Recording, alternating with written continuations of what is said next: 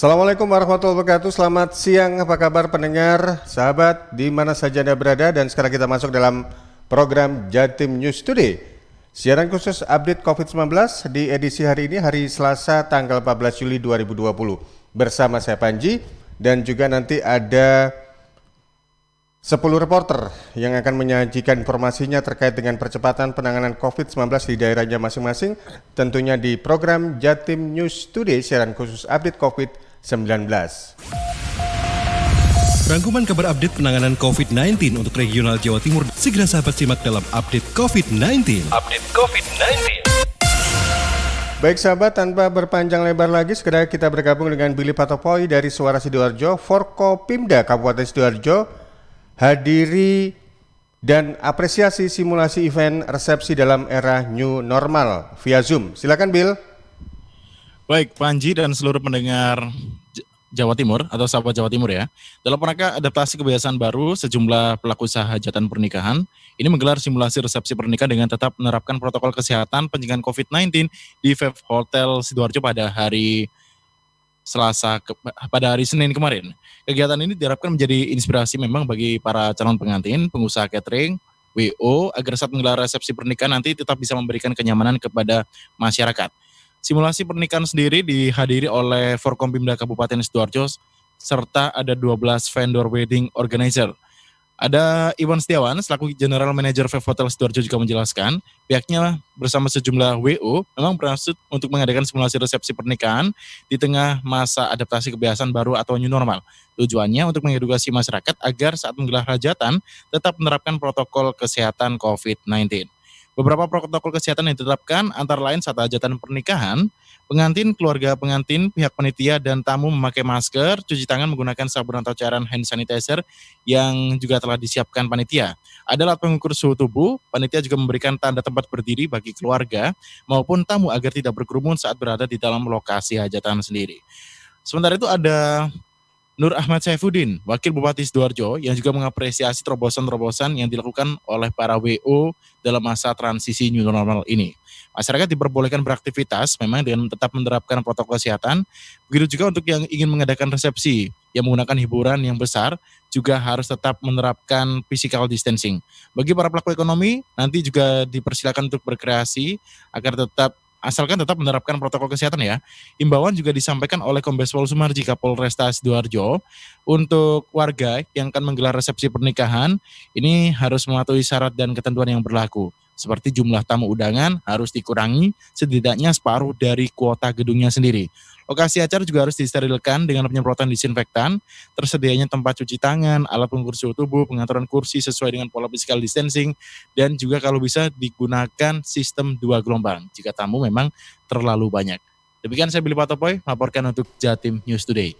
Masih memaksimalkan teknologi via Zoom, ada Kiki Deslia dari LPPL Suara Madiun. Lagi penambahan kasus positif COVID-19 di Kota Madiun. Selengkapnya bersama Kiki Deslia. Kides, silakan Kiki. Baik, terima kasih untuk informasi di Jatim News Today pagi hari ini. Kasus konfirmasi COVID-19 kembali bertambah di Kota Madiun. Kasus positif nomor 22 ini berasal dan berinisial WSL, 37 tahun, berasal dari Kelurahan Demangan, Kota Madiun. WSL diketahui sakit sejak 23 Juni lalu. Kasus nomor 22 ini diperkirakan tertular dari kerabatnya yang datang menjenguk pada 26 Juni atau 3 hari setelah sakit. Kerabat dari Surabaya tersebut sempat menginap di rumahnya. Juru bicara tim gugus tugas percepatan penanganan COVID-19 Kota Madiun Nur Aflah juga mengatakan kalau kasus nomor 22 sudah dilakukan rapid test 8 Juli lalu dengan hasil reaktif. Dan swab pun juga langsung dilakukan serta terkonfirmasi positif COVID-19. Aflah menambahkan jika ada warga dari luar kota yang akan datang diharapkan segera melapor kepada ketua RT setempat. Apalagi aturan pelaporan setiap kedatangan warga ini masih berlaku di Kota Madiun hingga saat ini. Selain itu, warga masyarakat dimungkinkan masih terlena saat Kota Madiun ditetapkan sebagai zona hijau beberapa waktu lalu, sehingga masih bebas keluar masuk. Jadi Aflah berharap kasus ini menjadi pembelajaran bersama. Pasalnya penularan masih dimungkinkan terjadi. Tak hanya di Kota Madiun, tapi untuk seluruh dunia. Karenanya, masyarakat harus tetap waspada dan disiplin dalam menerapkan protokol kesehatan dan anjuran pemerintah. Sahabat Jatim News Today, untuk informasi dari dashboard madiunkota.go.id, persebaran COVID-19 di Kota Madiun per tanggal 10 Juli, per tanggal hari ini tanggal 14 ya, 14 Juli ini sebesar 1.629 orang dengan resiko.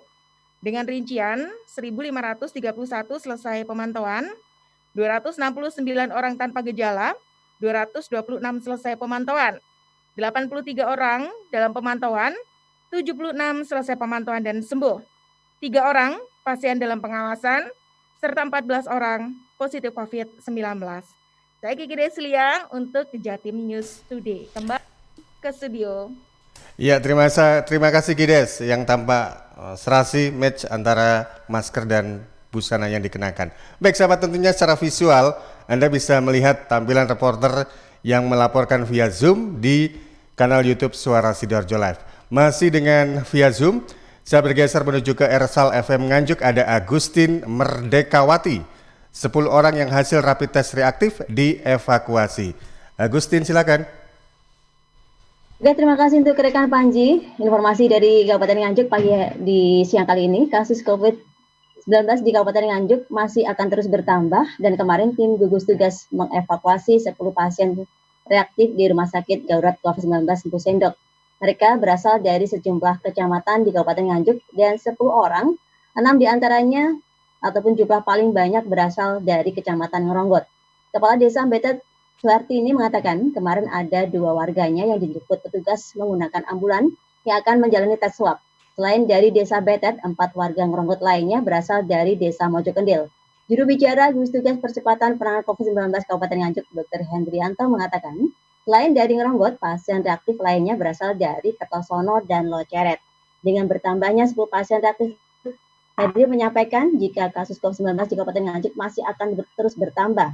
Sesuai tahapan, setelah dibawa ke Empu Sendok, 10 orang tersebut menunggu jadwal swab untuk memastikan status mereka dan ada kemungkinan jumlah pasien terkonfirmasi positif akan bertambah lagi. Sahabat Jawa Timur, dengan penambahan 10 pasien di Empu Sendok, total ada 28 orang yang dirawat di tempat tersebut karena sebelumnya ada 18 pasien berstatus positif COVID-19 dan berstatus orang tanpa gejala atau OTG yang dirawat. Meski ada penambahan 10 pasien, gedung yang sebenarnya berfungsi sebagai balai budaya tersebut dipastikan masih bisa menampung lebih banyak pasien lagi karena kapasitas Empu Sendok bisa mencapai 90 orang. Kembali ke studio. Baik, terima kasih Agustin Merdekawati. Salam juga untuk Miyarsa yang ada di Nganjuk. Sekarang kita bergeser menuju ke Kota Pamekasan, ke Bumi Gerbang Salam. Ada Arifin menggunakan Zoom yang akan menyampaikan sepekan 16 pasien COVID-19 di Pamekasan sembuh. 1 di antaranya adalah wartawan. Silakan Arifin.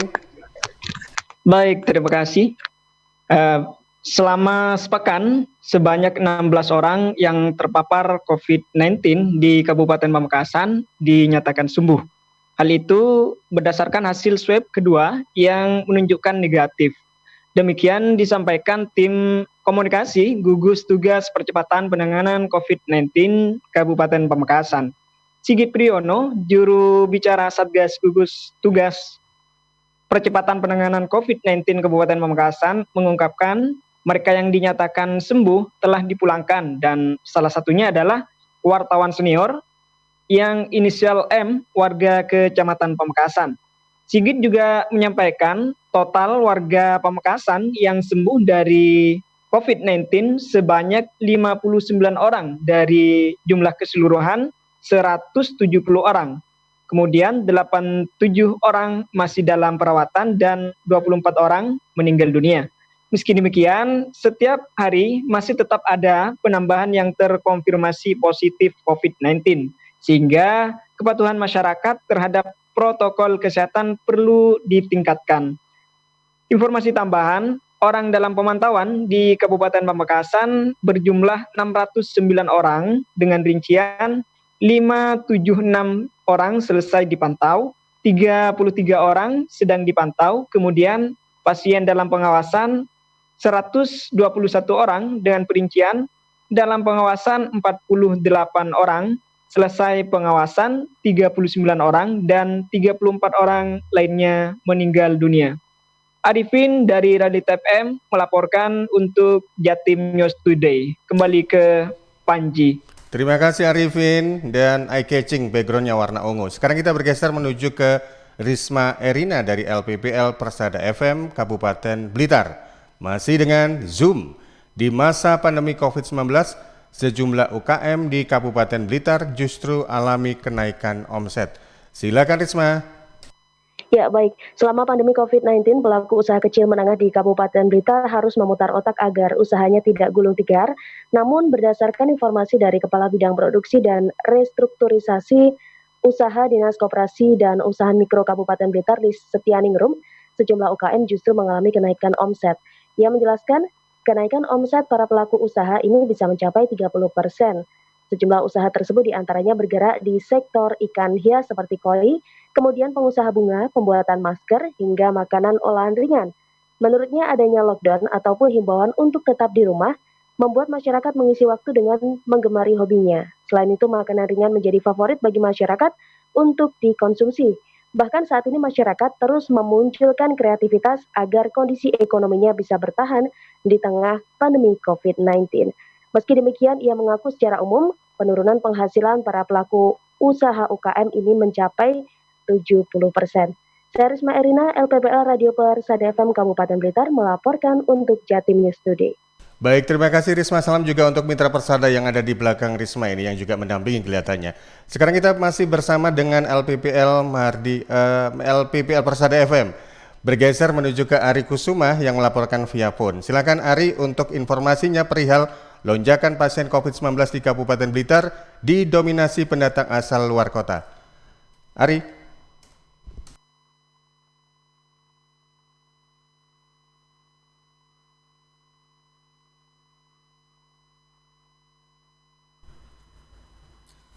Beberapa hari yang lalu gugus tugas percepatan penanganan COVID-19 di Kabupaten Blitar telah mengumumkan jumlah pasien terpapar corona hingga Minggu 12 Juli kemarin sebanyak 52 orang.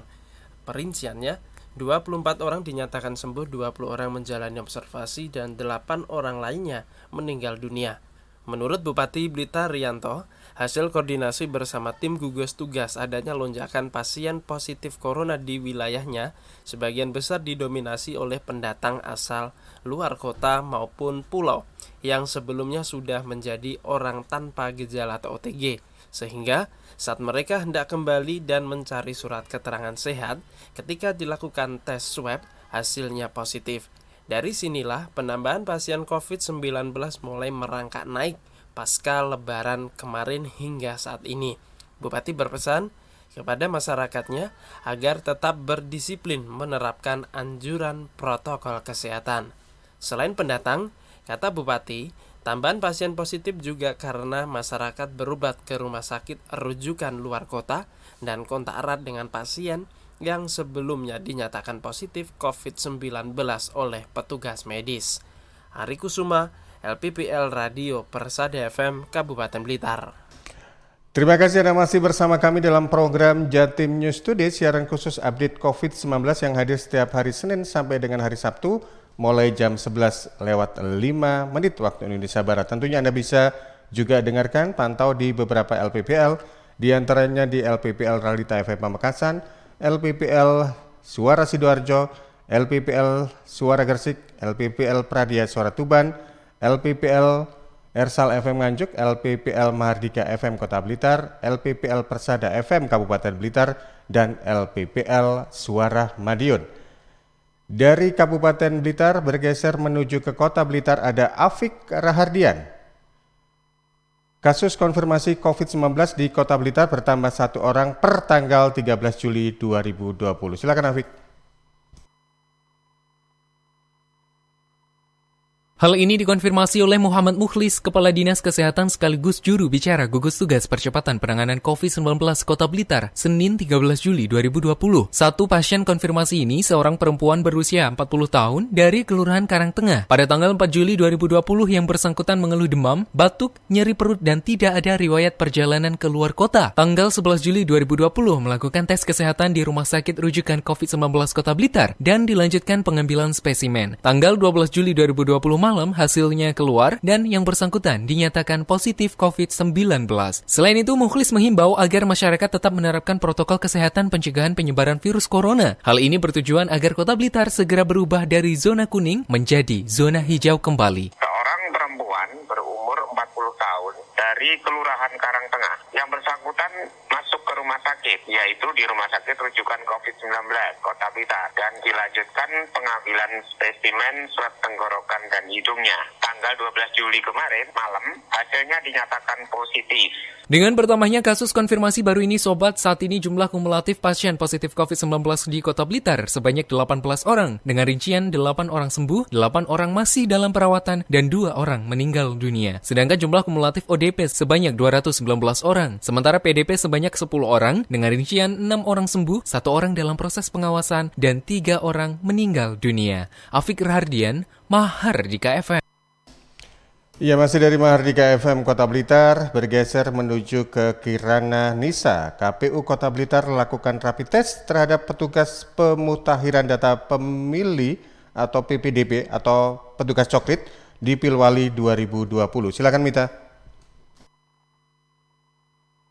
Sobat Komisi Pemilihan Umum KPU Kota Blitar melakukan rapid test terhadap 259 petugas pemutakhiran data pemilih PPDP Pilwali Kota Blitar 2020. Rapid test berlangsung di kantor KPU Kota Blitar selama 2 hari, tanggal 12 dan 13 Juli 2020. Pelaksanaan hari pertama terdapat 241 PPDP yang menjalani rapid test dan sisanya 18 petugas mengikuti rapid test Senin 13 Juli 2020. Rangga Bisma Aditya, Komisioner KPU Kota Blitar Divisi Sosialisasi Pendidikan Pemilih, Partisipasi Masyarakat dan SDM mengatakan, rapid test ini sebagai persiapan PPDP melakukan pencocokan dan penelitian coklit data pemilih tanggal 15 Juli sampai 13 Agustus 2020. Rangga menegaskan rapid test hari pertama terdapat 1 petugas yang hasilnya reaktif. KPU pun langsung melakukan penggantian petugas terhadap yang bersangkutan. Pihaknya juga telah berkoordinasi dengan gugus tugas untuk menindaklanjuti 1 petugas yang dinyatakan reaktif rapid test. Sedangkan pelaksanaan hari kedua terdapat 19 PPDP yang menjalani rapid test. 8 petugas tidak bisa mengikuti rapid test pada hari pertama, sedangkan 1 orang lainnya merupakan pengganti petugas yang reaktif rapid test. Tidak hadir kemarin, maka hari ini wajib hadir. Jadi total hari ini tanggal 13 Juli tahun 2020 ada 19 orang yang kemudian mengikuti proses rapid, dan ini berlaku secara nasional di seluruh Indonesia. 1 yang kemudian reaktif langsung kita gantikan saat itu juga. Menurut Rangga, selain rapid test, PPDP juga diwajibkan menggunakan masker, face shield, dan hand sanitizer saat terjun ke lapangan. Kirana Nisa, Mahardika FM. Selanjutnya bergeser ke Kabupaten Bojonegoro, ada Iwan Siswoyo dari kontributor Bojonegoro. 14 orang positif COVID-19 di Bojonegoro dinyatakan sembuh. Silakan Iwan. Sebanyak 14 orang positif COVID-19 di Kabupaten Bojonegoro dinyatakan sembuh Senin kemarin. Selain itu, ada penambahan baru kasus positif sebanyak 6 orang. Juru bicara gugus tugas pencegahan dan penanganan COVID-19 Bojonegoro, Masirin bilang, warga yang sembuh dari COVID-19 berada di Kecamatan Dander 2 orang, Burno 3 orang, Bojonegoro 3 orang, Balen 1 orang, Kepo Baru 1 orang, dan Kanor 1 orang, serta Temayang 2 orang dan Tambarjo 1 orang. Pihaknya menambahkan, status positif terkonfirmasi 97 orang, positif terkonfirmasi kumulatif sebanyak 187 orang, meliputi yang dirawat 97 orang, sembuh 72 orang, dan meninggal dunia 18 orang. Sementara itu untuk status PDP, hari kemarin ada penambahan baru 1 orang di Kecamatan Dander, sehingga status PDP pada hari ini 5 orang. Sedang untuk status ODP, hari ini tidak ada penambahan baru maupun selesai dalam pemantauan, di samping ada peningkatan status menjadi positif terkonfirmasi sebanyak 2 orang di Kecamatan Sumberjo dan Kepo Baru, sehingga jumlah ODP pada hari ini 22 orang. Untuk antisipasi sebaran COVID-19, Pemkab Bojonegoro terus mensosialisasikan protokol kesehatan, khususnya penggunaan masker, jaga jarak, dan menjaga imunitas tubuh. Demikian Iwan Siswoyo, kontributor Bojonegoro untuk Jatim News Today. Tidak jauh dari Kabupaten Bojonegoro bergeser ke arah utara di Kabupaten Tuban, ada Hikmah Suroya dari LPPL Pradia Suara Tuban. Dinyatakan reaktif rapid test, beberapa calon PPDP KPU Tuban langsung diganti. Silakan Hikmah.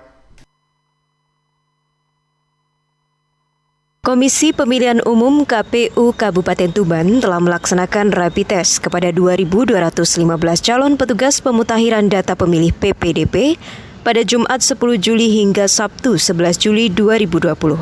Hasilnya, beberapa orang dinyatakan reaktif.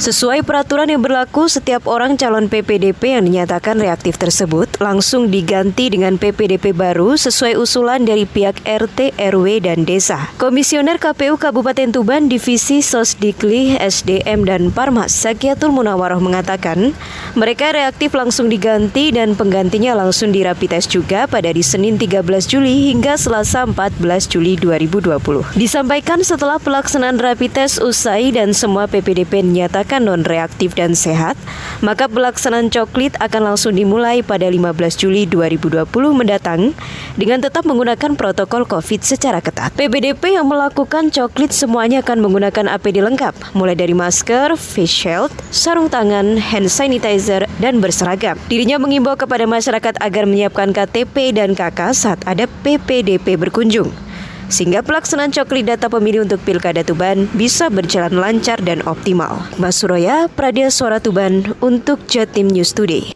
Ya, demikian tadi sahabat, 10 reporter sudah hadir dalam program Jatim News Today, siaran khusus update COVID-19 untuk edisi hari ini Selasa 14 Juli 2020.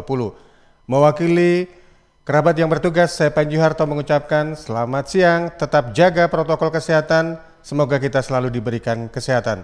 Terima kasih, selamat beraktivitas kembali. Wassalamualaikum warahmatullahi wabarakatuh. Perkembangan penanganan COVID-19 untuk wilayah regional Jawa Timur sudah sahabat simak dalam update COVID-19. Update COVID-19. Update COVID-19 bisa sahabat simak Senin sampai Sabtu jam 11 siang. Persembahan dari Asosiasi Lembaga Penyiaran Publik Lokal Jawa Timur.